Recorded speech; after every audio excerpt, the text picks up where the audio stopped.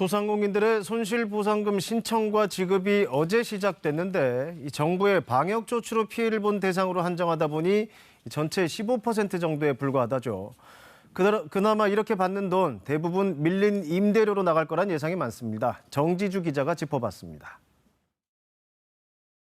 정부의 방역 조치로 집합금지나 영업시간 제한 받았습니다. 매출에 타격을 입었죠. 그래서 정부가 손실보상금을 지급하고 있습니다. 자, 어제부터 시작이 됐는데요. 80만 명에게 2조 4천억 원이 지급될 예정이라죠. 현재는 온라인 신청 가능합니다. 나흘 동안은 사업자 등록번호에 따라 홀짝제로 운영이 됩니다. 그러니까 오늘은 사업자 번호 끝자리가 짝수인 분들이 신청하는 날입니다. 정말 많이 기다려서였겠죠. 접속 첫날 신청 참 어려웠습니다. 오전에는 마비가 됐었고요. 오후에도 이렇게 2만 명 넘게 대기한다 이런 메시지가 떴습니다. 그나마 이렇게 신청이라도 할 수 있는 분들은 다행이라 할 수 있을까요? 전체 자영업자가 550만 명 정도인데요. 85%가 제외됐습니다. 실내체육시설업, 여행업, 공연업, 숙박업 이런 분들 정부의 방역 지침에 따라서 이래저래 피해를 받지만은요 제외가 됐습니다. 집합금지, 영업시간 제한을 받은 업종이 아니라서였죠. 중소형사들은 매출이 제로로 재기불능 상태 지점까지 내몰리고 있습니다. 직접적인 경영유지, 금융지원 정책이 필요합니다.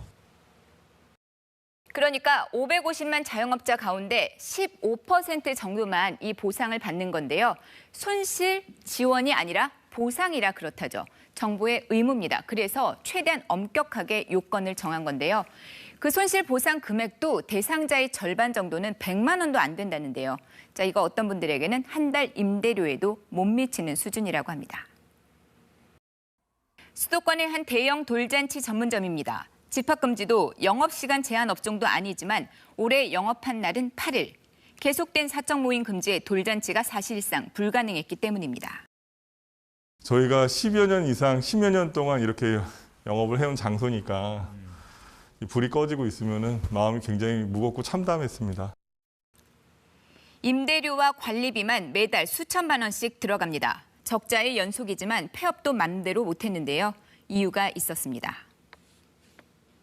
세입자가 나갈 때 원상복구를 해야 되는 것들을 원복이라고 하는데 그 비용이 1,000평이 넘다 보니까 너무 금액이 크다 보니까 돌잔치 하는 곳인데 일반 음식점으로 분류가 돼 있다죠.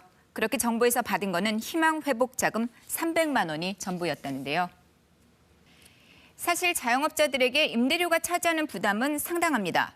손님이 없어서 목욕탕에 물은 끊어도 임대료는 끊지 못한다. 이런 말이 있을 정도입니다. 한 설문조사를 보면은요, 자영업자의 절반 정도가 이렇게 임대료가 밀려 있는 상태입니다. 4명 중 1명은 석 달 넘게 이 임대료가 밀려 있는데요. 그렇게 임대료를 연체한 자영업자들의 월 평균 임대료가 708만 원이 넘습니다. 손실보상금 받으면 이거부터 해결하겠다는 분들이 많은 상태인데요. 현행법상 임대료를 석 달 이상 연체한 경우 강제 퇴거를 당할 수 있기 때문입니다. 애써 받게 된 정부의 손실보상금, 자영업자가 아닌 건물주에게 들어갈 거라는 우려가 나오는 이유입니다. 임대료와 관련해서 정말 현실적인 대책이 필요하다는 지적이 나오고 있죠. 임대료는 분담해서 이해관계자인 임대인과 금융기관과 정부가 나눠가지고서 분담해야만이 실제로 이 어려운 위기를 극복할 수 있지 않을까. 착한 임대인 운동이 있습니다. 임대료를 깎아주거나 좀 밀어주자는 겁니다. 하지만 어디까지나 건물주의 선의에 기대야 하다 보니 성과가 거의 없었다는데요. 장사가 멈추면 임대료도 멈춰야 한다면서 이른바 임대료 멈춤법이 국회에 발의됐죠. 하지만 대부분 국회 문턱을 넘지 못한 상태입니다. KBS 뉴스 정지주입니다.